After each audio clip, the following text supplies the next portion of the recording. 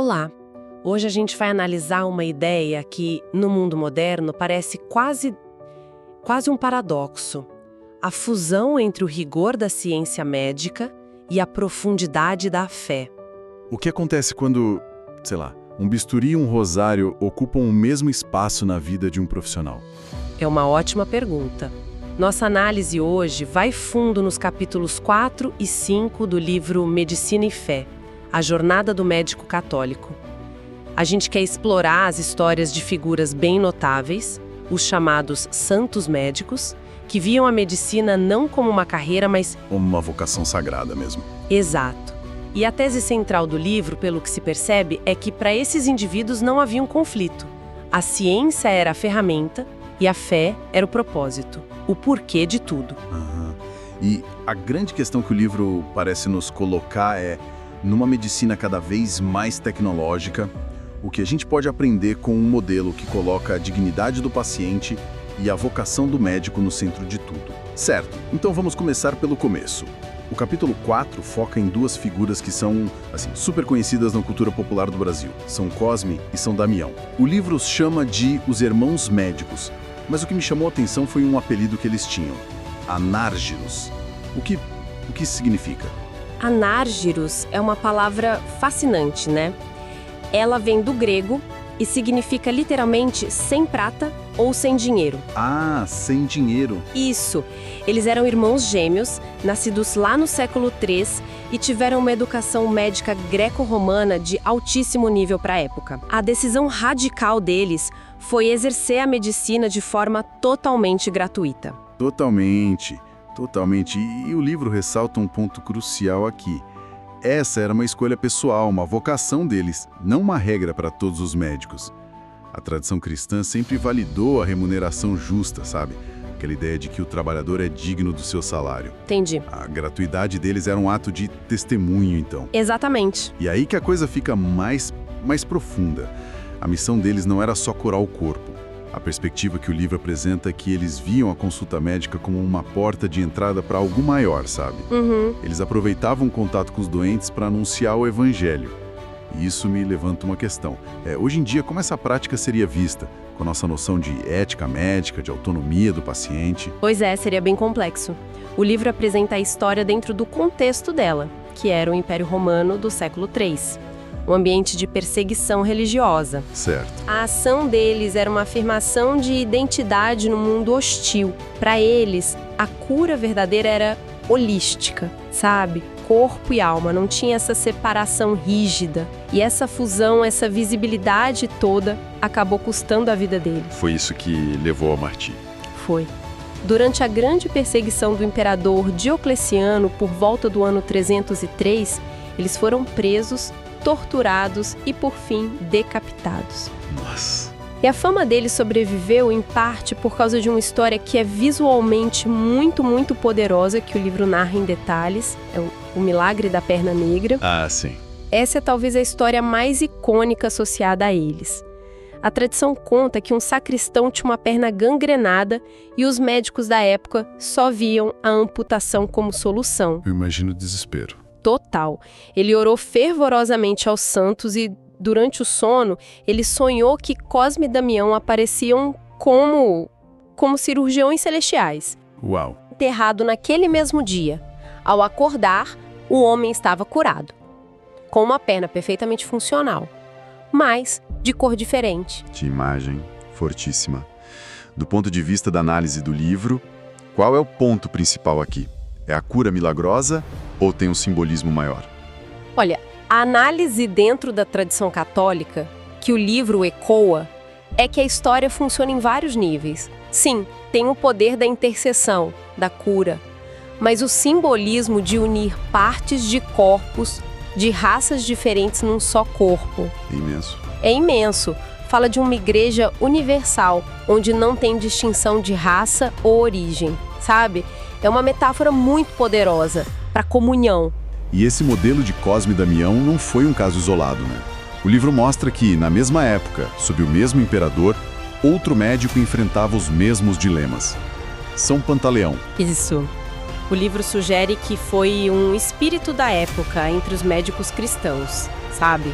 A perseguição forçava uma escolha radical. Pantaleão, cujo nome significa em tudo compassivo, escolheu o mesmo caminho. Ele também era um anárgiro. Também. Só que os relatos sobre ele indicam que ele era ainda mais direto. As curas dele eram frequentemente associadas a orações explícitas em nome de Cristo, o que era uma provocação direta ao poder imperial. Ele foi martirizado por volta de 305, só 2 anos depois dos irmãos. Ok, vamos dar um salto no tempo agora. Mais de 1500 anos. Como esse arquétipo do médico santo evolui para a era da medicina científica? O livro nos leva para a Itália do início do século XX, com São José Moscati, o médico dos pobres. Moscati é uma figura que desafia qualquer estereótipo. Viveu de 1880 a 1927. Ele era um cientista de ponta, professor universitário, pesquisador pioneiro em bioquímica, um dos primeiros a usar insulina para tratar diabetes na Itália. Ele era, sem dúvida, um homem da ciência. Mas o que o diferenciava, então? Era a forma como ele integrava essa excelência científica com uma vida espiritual intensa. O livro afirma que ele via em cada paciente, especialmente nos mais pobres, o rosto do próprio Cristo sofredor. É uma afirmação poderosa, mas como isso funcionava na prática? Numa rotina de hospital lotado, por exemplo. Então, o livro detalha isso. Por exemplo, na sala de espera dele, ele mantinha um chapéu com um bilhete. Dizia algo como: se puder, deixe uma oferta. Se não puder, pegue o que precisar. Nossa! Muitas vezes era ele mesmo quem colocava dinheiro ali.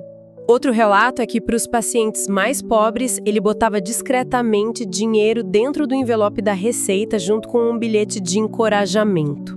Que incrível! E o livro então apresenta um perfil bem diferente, o de uma mulher. Médica, esposa e mãe. Santa Giana Beretta Molla. A história dela é de uma força e um drama impressionantes. Sim, a história da Giana Molla nos leva direto para o campo da bioética. Ela era pediatra, na Itália, casada, mãe de 3 filhos. Durante a 4ª gravidez, foi diagnosticada com um fibroma enorme no útero. E os médicos deram opções para ela, certo? Deram. As opções salvariam a vida dela, mas exigiriam o fim da gravidez. E ela foi inequívoca. Insistiu na cirurgia que apenas removesse o tumor, a opção mais arriscada para ela, mas a única que preservaria a vida do bebê. O livro até cita as palavras exatas que ela disse para a família, não é? Exato, ela disse: se tiverem que decidir entre mim e a criança, não hesitem. Escolham a criança, eu exijo, salvem-na. A cirurgia inicial deu certo, a gravidez continuou, mas 1 semana após dar à luz uma menina saudável, a Diana Emanuela, ela faleceu de peritonite séptica. É uma história que nos força a parar e pensar. Com certeza. O livro a apresenta não como uma figura política, mas como alguém que tomou uma decisão pessoal, extrema, baseada nos seus princípios mais profundos de amor. E para mostrar a abrangência dos exemplos, o livro chega a uma figura quase contemporânea, o venerável Jerônimo Lejane, o geneticista que descobriu a causa da síndrome de Down. E é importante notar esse título venerável. No processo da Igreja Católica, é o primeiro grande passo oficial, um reconhecimento de que a pessoa viveu uma vida de virtudes heróicas. Entendi. Então vamos à descoberta dele.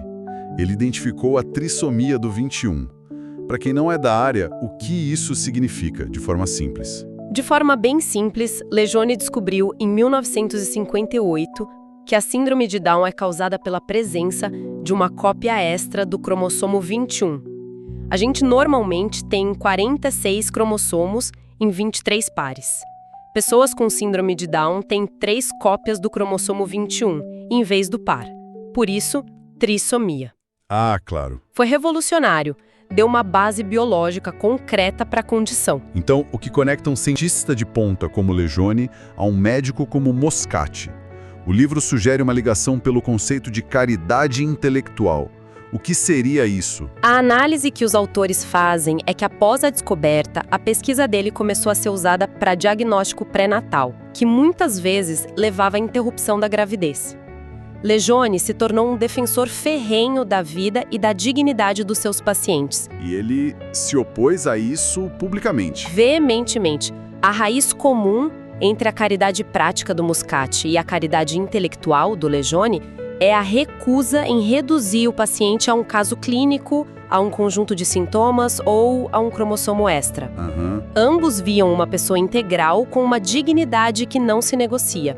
E essa postura firme, segundo a obra, custou a ele reconhecimento, incluindo um muito provável prêmio Nobel. O que a gente viu hoje, então, nessas pinceladas do livro Medicina e Fé, são retratos de profissionais que se recusaram a separar a ciência da consciência. Exato. Eles entenderam a medicina não como um poder sobre a vida, mas como um serviço à pessoa que sofre. E essas histórias levantam questões muito atuais, né? No mundo médico tão tecnológico, às vezes impessoal, o que realmente significa ser um curador? Onde fica o equilíbrio entre a técnica e a ternura? Pois é. Esses exemplos nos lembram que no centro da medicina está, ou pelo menos deveria estar, um encontro humano. Olha, as histórias que a gente explorou hoje são só uma pequena amostra do que está no livro Medicina e Fé, A Jornada do Médico Católico. A obra completa aprofunda muitos outros temas. Para quem se interessou e quer continuar essa reflexão, o livro pode ser adquirido em www.oftalmorondônia.com.br. E para encerrar, fica uma reflexão.